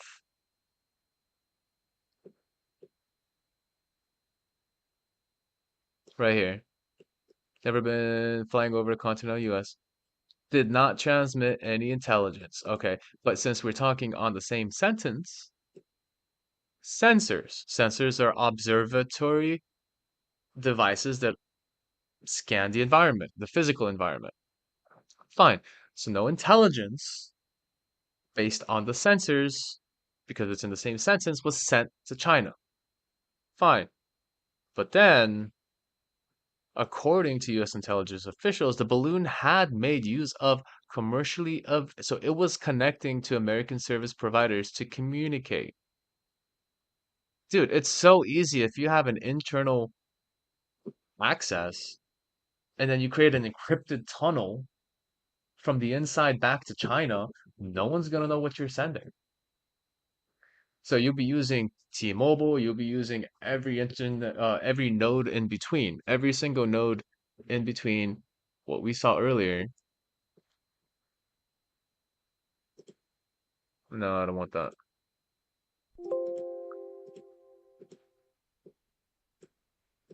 Oh, right here. No, I just saw it. Come back. Right here. You'll be using to connect to. Okay, so then there's another aspect of what we're doing. To connect to the United States from China. Very difficult. However, if you connect from the United States back to China, then the jurisdiction is on the security of the Chinese side of things.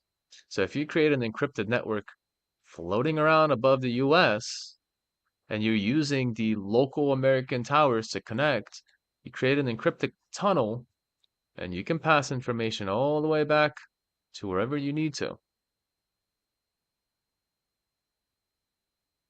And then it's going to be encrypted from point A to point B. This is the peer-to-peer encryption process.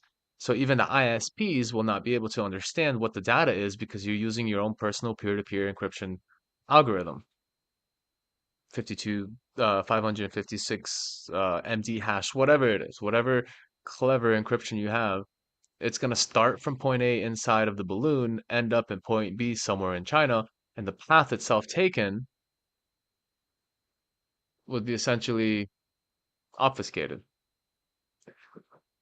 Yeah, yeah. The more I look at this, the more I really think, especially with that last bit.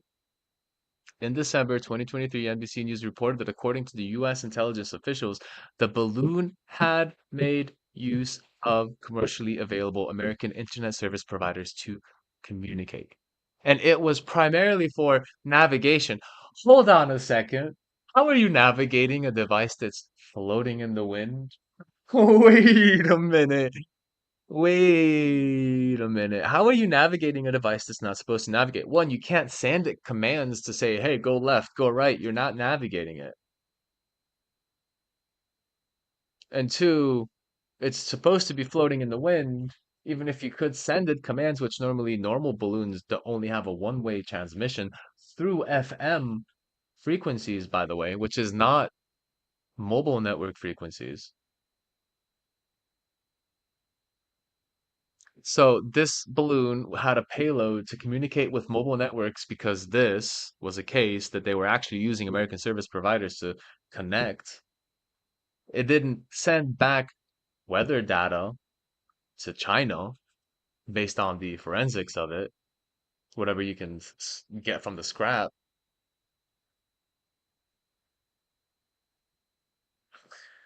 I don't see any. I was hoping to kind of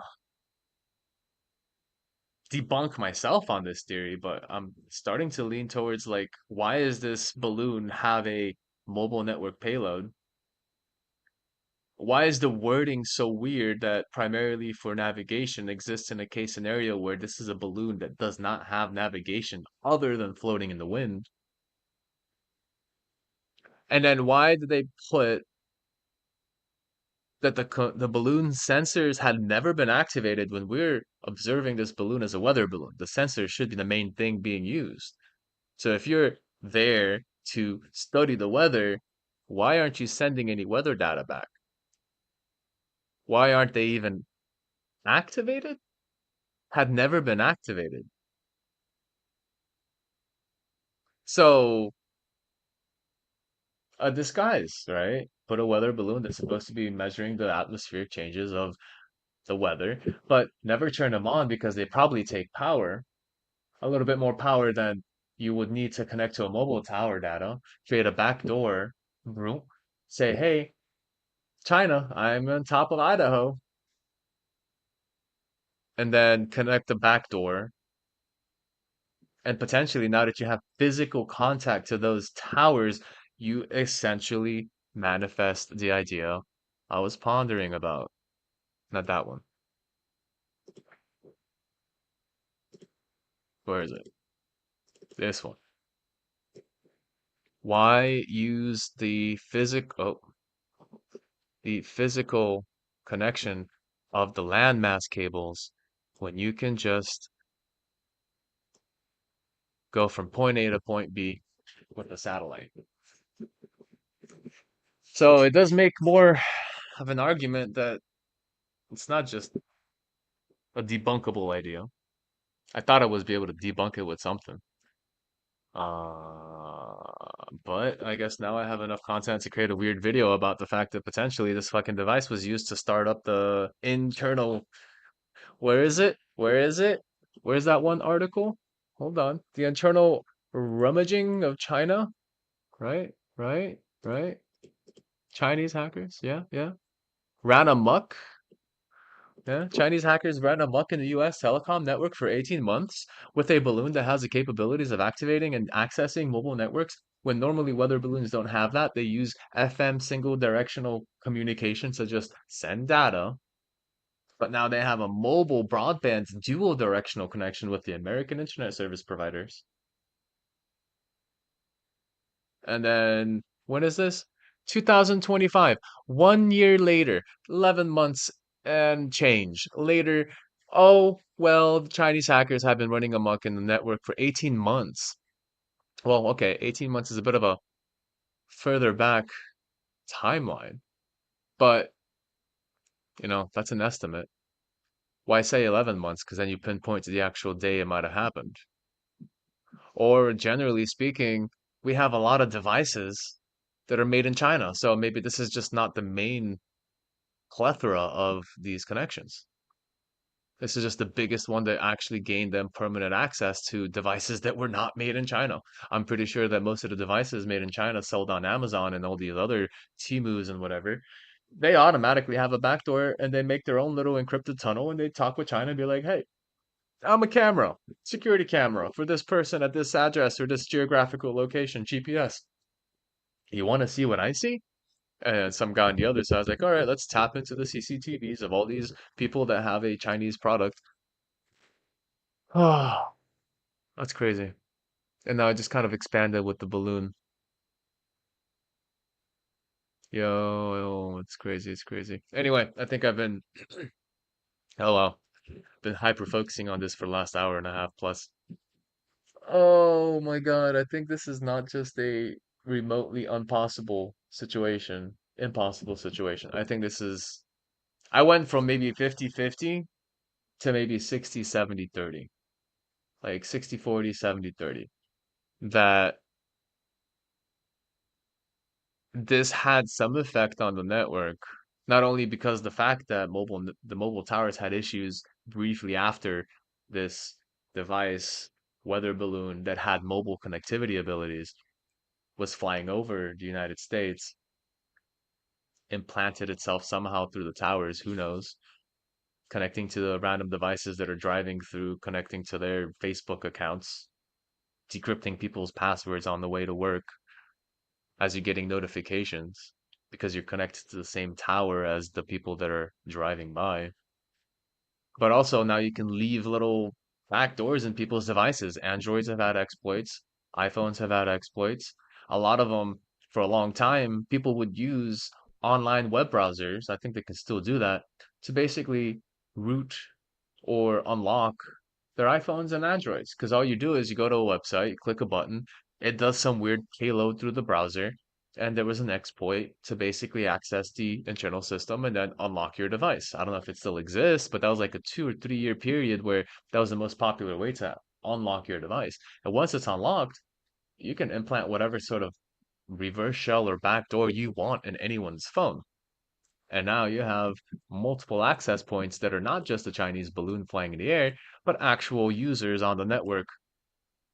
Now, if there's a relation between the 55% of the towers that went down and the people that lost connection, that would be the next kind of observation of how many people actually might have had been affected by that event with the balloon. Oh, da-da-da-da-da. Anyway, that's insane. I thought I was gonna debunk myself, but I feel a little bit more sad now that that's probably what happened. Well, get two-factor authentication. Get like 10 firewalls, one on your hard drive, on your computer, one on your router, or get a special router with special capabilities. Make a in between. What was that? There's a special firmware you can use as a um proxy that you can route all traffic through. I had an ISO for it somewhere, some sort of OP something, OC firewall ISO,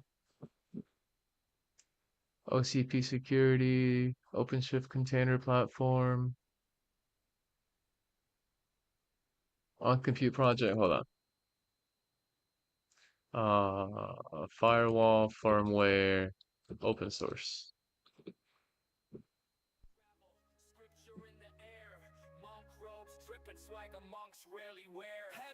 PF Sense. Get this sucker, make a proxy.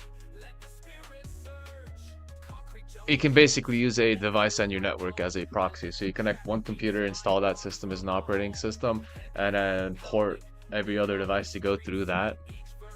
There might be even a way to use it as a kind of extender, uh, alternative access point, but I'm not sure the complexities of how far to go there. It's not easy. It's not easy. You would have to know how to work with operating systems and then how to set up networks and then how to use masks and gateways and all these kind of things. So, yeah, layer your network. If you can't layer your network, have a strong firewall, shut down the ability to install any new software. With some software you can find from my Patreon, I have a list of security collections that you can go. Let me see if I can find it.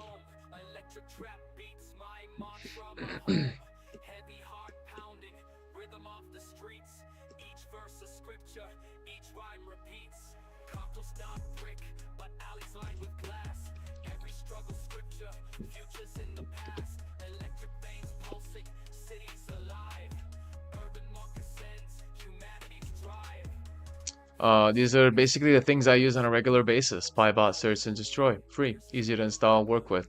Spyware, malware, simple things, nothing crazy. I like AVG, but that's replaceable. You can even use Windows Defender for AVG. I still like the quarantining, and so I've used it for so long, I basically still use it. So that's an optional. But Komodo Personal Firewall, absolutely fantastic for containing potential apps that may be malicious. Peer block actually denies certain IPs on the network or on the world, in the world.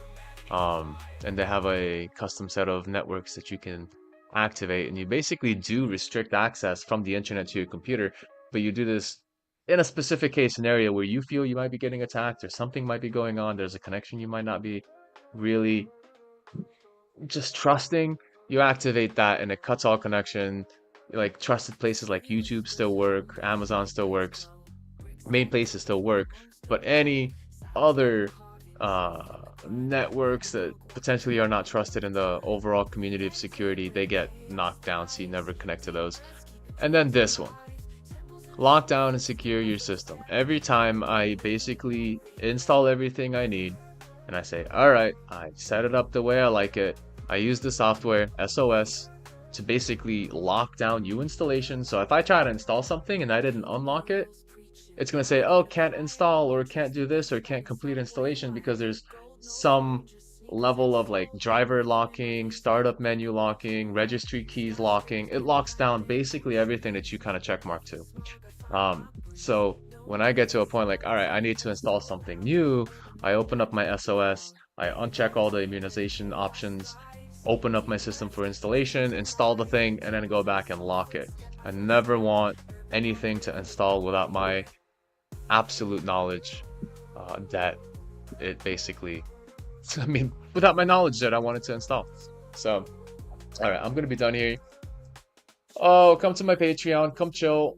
Oh, if you need any assistance with mathematics, computer security, programming, all kinds of stuff like this, can't like in mathematics, I can easily say I'm a professional because I've been doing it for at least 15 years, teaching students from fifth grade up to college and university in computer science subjects, calculus, physics, all that kind of stuff. So math easy. Computer stuff, I can teach you programming on a basics level, on the computer science theoretics of organizing data, playing with GUIs and creating your own interface, websites, servers. Are they going to be the best product you've ever seen in your life? Probably not. It takes a long time to develop something. I'm here to teach it. And then security, I've probably been doing that since I was like 15 years old. I don't want to say it too loud, but I did hack into my neighbor's Wi-Fi back then. It was a WEP. It wasn't that crazy. It actually motivated him to upgrade his WPA security, so that's nice. But if you ever need any of those types of assistances, understandings, knowledge, educational help, guidance, even just basically like, hey, I'm looking to start learning about, someone asked me at once, exploiting stuff or learning how hacking works. Yeah, I'll give you literally no problem. Just, join for free also. You don't have to be a member particularly, but you're looking at basically you can get the direct support where you send me something in math or programming and I jot it down through an image, $7 a month, that's it. And I send you the solution back with some details behind it. If you need a video one-to-one session, we can do $20 a month, one session a month. Anytime you need help, I come through, help you out. And then not only that, just one session, sure, but if you send me something, you can request, hey, can you just explain this to me in image? Or, hey, can you record how you did it so I can see it visually? And I'll send you a video on it too. It doesn't mean that I'm not going to help you for outside of that 1 hour. That 1 hour is just me and you to gather together and really go at the details of what you're trying to learn. The other case is that you just need some help with something small and you're like, hey, can you just give me a video on how to completing the square, right? To finish completing the square, factoring this trinomial, finding the area of this trapezoid shaped thing, whatever, anything mathematical, right? And then it kind of goes from there. You can basically go further for 2 hours a month, 4, and so forth. Some may just need 1 hour help. That's it. Others may need a whole plethora of hours because they're falling behind in class, and that's my specialty, is to get students who are falling behind in math to basically catch up and not that go ahead of their class. So I've had many times where students that, I mean, you can check out my reviews too. I have them on my page. Oh, let me see. Yeah, right here actually. I've had students that basically came in with ADHD or some stuff. They just couldn't get it. They didn't understand it. They couldn't keep up with the class.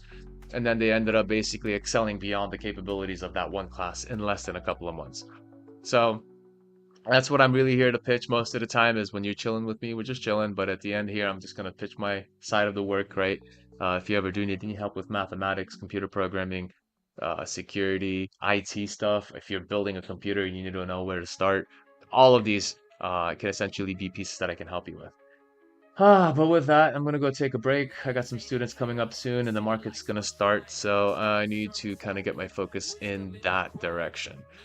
But this was entertaining, this was weird, and I was hoping to disprove myself a bit And to consider that, yeah, I mean, this is just a theory. This is just one of those conspiracies someone can think up, but there's a lot of pieces to this that make no sense, like especially that last part.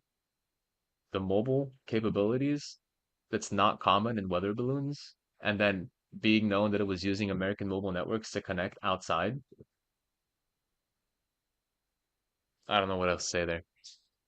That was insane. Thanks for joining. Appreciate the support. Thanks for chatting around.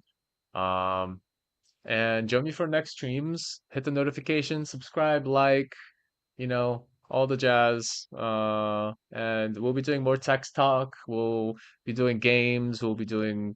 Sometimes I'll do math here and there. If I get requests, I'll probably do more math. But I'm kind of random. Like, say my student had this really big problem that I recognize as a common issue with a lot of students that I have. So let's go over it. I'll do those kind of like streams and videos.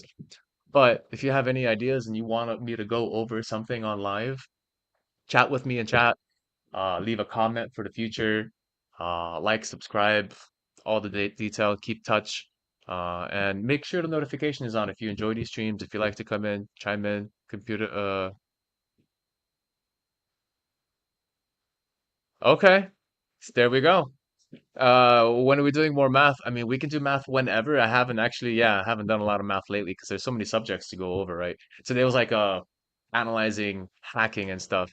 But I can, if you're considering, all right, more math for programming, we can kind of collide those together. I can kind of take mathematical concepts and put them in the programming world because it's not like you don't have to be a mathematician to like be a programmer, at least to make a basic program, right?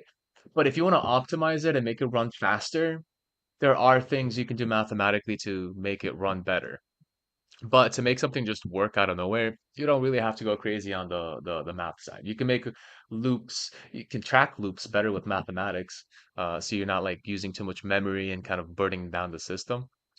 Um, but I wouldn't say if you wanted to be a programmer, you don't have to be a super crazy math guy. Like I know a lot of people are like, oh, but computers and math, they're like the same thing, right? It's like, yeah, but the computer does the math for you. You're just using words to give instructions and recipes on what you want it to do.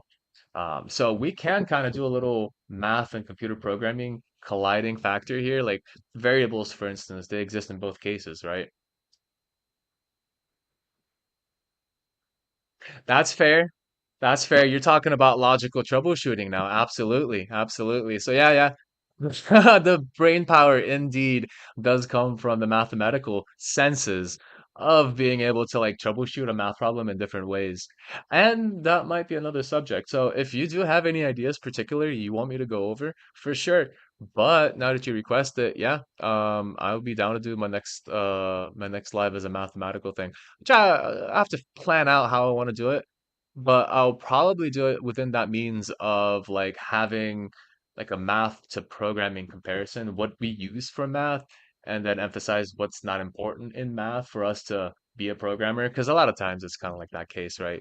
Like you don't necessarily need to be a super mathematician, but the brain training for that, being able to figure out how to solve a math problem will help you figure out how to make a more efficient program. So for sure. Okay, cool. Yep. Thanks for joining, bro. Um, and we'll go into that next time. I'll go ahead and make a stream based on that. So notifications, all that jazz. I'll talk to you later. Yeah, yeah, yeah, yeah. I got Kick too. So look me up on that. Kick, Twitch, I'm all over the place. I'm just doing multi-streaming because I'm hearing that Twitch is having some issues. Kick is becoming kind of like the neutral place for most people to kind of have like free form content. YouTube's got the algorithm that you have to have all these stupid thumbnails that make people with bright colors, ADHD or whatever, like trying to get people's attention too much. And lately it's been a lot of AI thumbnails, so I'm debating how polished I want my thumbnails to be, because I don't want to be kind of mixed in there with all the AI slop. So I might just kind of leave it simple. If you know me, you know me. If you don't know me, you'll have someone that might find you and let them know you about me. I like word of mouth advertising better anyway. It's more organic. You know, if you like the things I do, you tell people you like it. Hey, you could get help with math just by watching him. He's kind of trains your brain in the process. hopefully makes it entertaining. I'm trying to make it as entertaining as possible. Comedic value if I can. I'm not the comedian type, I suppose. Sometimes maybe. Uh, yeah, I guess I can kind of kick it a little bit and just kind of throw in a bit of dark humor here and there. But yeah, Kick, Twitch, YouTube. What do I prefer? I don't really prefer either one of those. If you want to like me on all of them, super thanks and appreciate the support. Follow me on each one if you want to support this little dude get up there. Um, but if you do one more than the other, I just like to have you here. I've put all the chats together, as you can see, right above my head before my hand cuts off. So everyone can kind of see each other's chat. Nice. Thanks, bro. 30 seconds, you know, right? Yeah, just takes a couple of seconds to like it. So appreciate it, appreciate it. Um, so everyone can basically communicate in the same space. If it gets too crazy and loud, I'd be super happy to see a lot of conversations happening in chat. Not like the craziness. I mean, yeah, all right, drop a one, drop a two, go crazy in chat sort of thing, drop emojis. That sounds fun. But I like to always have like communication factor. Like if you want something to know, if you want to communicate with me, I like that sort of chat interaction there. And now everyone can basically communicate there as well, just by looking at the screen, the little chat corner up there. Okay, so I'm gonna go relax a little bit. I got about an hour from my next student. Market's open in 30 minutes. That's gonna be a multitasking situation because the market's open all day and I got students in between. And I'm just mentally planning out what I'm gonna be doing for the next couple hours. I got 3 or 4 students today. Probably Probably mostly markets and maybe some programming. Maybe I'll play a game today. Maybe I'm gonna stream a little bit of like I don't know. I feel like flying. Probably gonna do a little bit of Project Wingman. Do a couple of missions on in the sky and stuff. Dude, one of these days though, I really want to do like a nice. I want to learn it first, but like the Microsoft flight simulators, I want to learn how to fly. I have no idea. I accidentally in the older versions of the simulator, I accidentally pressed the right buttons to get the plane going, and then it took off and I'm like, oh crap, now what do I do? So I want to kind of like I don't know, maybe I'll learn live and just crash everywhere and just kind of have fun with the process of learning how to fly. But I feel like it's going to be a complicated process. So maybe one of these days I'll actually learn like the legitimate ways of flying. Otherwise, I'll probably stream later a little bit of gaming or something. And until then, thanks for joining. Super appreciate your support, guys. EXE Midnight, thanks for dropping in. Vic60, awesome. Thank you, dude, for asking questions. Svetamir, appreciate your input and your kind of observations too, because it did kind of made me think like the winds. I wasn't thinking about the winds too much until you pointed out. And then kind of like the mountains, then started going into like altitudes, the effects of like how much wind is actually at what levels of altitude. And our new kick visitor, Redhead Vixen, with the input, Sanzarakai for dropping in, uh, trying to question the theories, but also having like the we can definitely go with this theory, it makes sense. Anyway, not going to be a conspiracy theorist here, but it's starting to sound like there was some mobile interference with the Chinese weather balloon. Okay, I think I'm gonna end it here. I think that's it. That's it, right? No one's got anything else to say because I'm down to keep talking. I still got an hour until the student, 30 minutes uh until the market starts. But if there's nothing else to be said, I might even take some snippings and put this into a decent video together. Kind of a short form 15-minute sort of analysis on everything we just went through, and I'll upload it to YouTube. That's really the only reason I like YouTube is I can upload everything I kind of work with. I use my lives to kind of chill, do research, enjoy the time with people, and then anything interesting I do, we basically, or I'll condense it into a YouTube video for others to see. And that's it. Thank you again.